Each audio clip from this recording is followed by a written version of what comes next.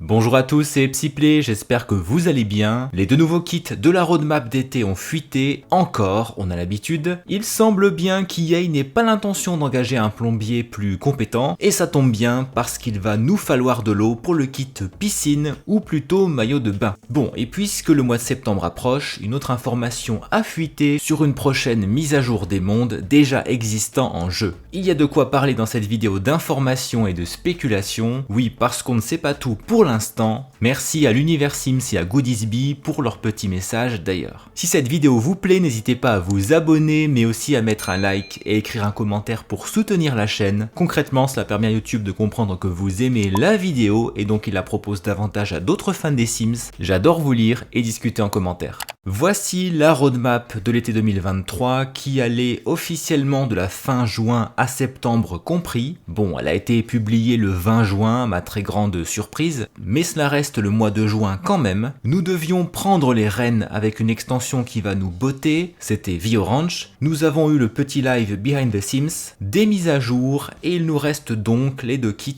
audacieux. Tout un programme. Dit comme ça, c'est alléchant, non? Le qualificatif audacieux avait déjà été utilisé dans une précédente roadmap d'ailleurs. La fuite sur le site officiel des Sims 4 en version anglaise nous montre ce titre de kit Poolside Splash, qu'on pourrait traduire mot à mot par éclaboussure au bord de la piscine, ou plouf peut-être. Je ne sais pas si c'est bien vendeur en l'état. Si nous revenons ensemble à la roadmap, il y a au moins un indice avec ce short de bain qui est clairement identifiable et qui nous oriente vers un kit Créer un Sim qui serait centré autour des maillots de bain. C'est vrai qu'il en manque en jeu, surtout pour les joueurs qui ne possèdent que le jeu de base, et puisqu'il y a eu un kit centré sur les sous-vêtements, un autre kit sur les maillots de bain me semble assez logique et attendu. Concernant le deuxième kit, il y a d'autres indices sur la roadmap qui semblent nous diriger vers un kit de construction cette fois, avec ce fauteuil au design moderne, ou encore ce qui semble bien être un buste. Il me fait penser à l'Antiquité ou à la Renaissance, mais cet élément de décoration est aussi très présent dans des styles modernes. Et justement, aujourd'hui, une fois encore, Simatically fait du teasing sur Twitter. Je me demande bien comment il fait pour avoir toutes ces informations avec autant d'avance. Il nous invite à trouver le nom du kit à l'aide de ceux de deux autres, nouveau style masculin et luxe dans le désert, qui combiné pourrait donner luxe moderne ou quelque chose comme ça en français. Donc nous sommes bien sur une décoration moderne, comme le fauteuil nous incitait fortement à le penser. Alors avant de passer à la suite, j'ai forcément hâte d'avoir votre avis sur ces deux futurs kits, même si je vous invite comme toujours à la prudence, puisque ces informations n'ont pas encore fait l'objet d'une annonce officielle par EA. Est-ce que des nouveaux maillots de bain et une déco moderne, cela vous plaît ou pas ? Pour ma part, j'aurais préféré des objets pour la piscine à choisir. À quand un plongeoir tout simple ou un toboggan par exemple ? Cela n'empêche pas que les maillots de bain manquent dans le jeu, on tourne souvent autour des mêmes, donc cela serait utile.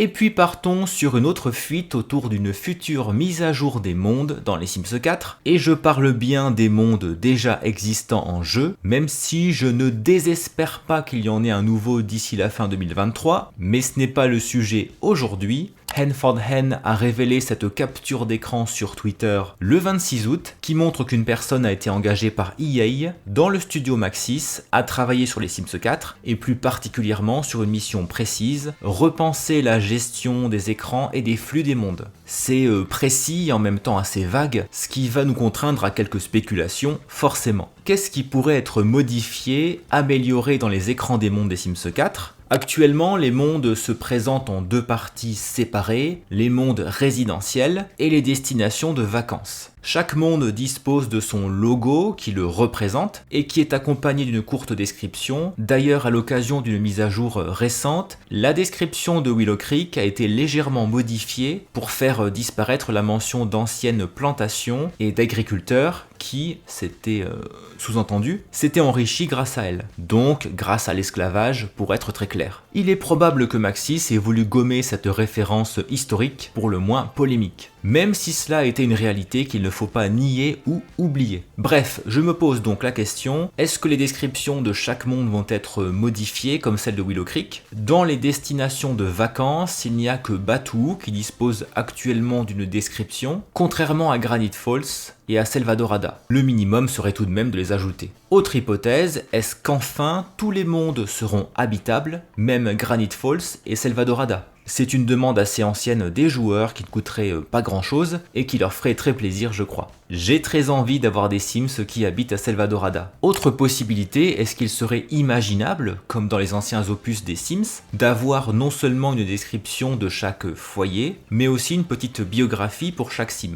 Actuellement, nous voyons leurs aspirations, leurs traits de caractère, leur rage, leurs préférences aussi, mais pas de biographie. Est-ce qu'il serait aussi envisageable de voir leur métier par exemple? Là encore, ce ne serait pas un gros travail, mais on commence à demander pas mal de choses. On spécule, on a le droit. J'ai vu une autre hypothèse circuler qui me semble à la fois franchement intéressante mais bien ambitieuse, c'est celle d'une continuité visible entre les mondes. Sur une grande map, on verrait Willow Creek sous une forme miniature ou avec un logo, à côté de Newcrest, pas très loin de Strandmaishuno sans doute, Strangerville à proximité de Chestnut Ridge, etc. Je trouverais ça assez génial, mais en même temps très généreux, parce que ce serait bien plus de travail pour la développeuse. Bref, cela fait déjà pas mal de suppositions, dont certaines sont sans doute plus probables que d'autres. Est-ce que vous avez d'autres idées d'amélioration qui viendront avec ce refresh des mondes, si on peut l'appeler comme ça, peut-être en septembre, peut-être plus tard? Et est-ce que cette mise à jour vous intéresse? Parce que c'est ça qui est déterminant aussi. Pour ma part, vous savez que j'apprécie les améliorations esthétiques, c'est toujours bon à prendre quand c'est gratuit, mais ce que je voudrais surtout, c'est un jeu plus complet et profond dans le gameplay et les objets disponibles, et fonctionnels de préférence. N'oubliez pas le petit like de soutien, merci beaucoup d'avoir regardé cette vidéo jusqu'au bout, on se retrouve en commentaire, à très bientôt.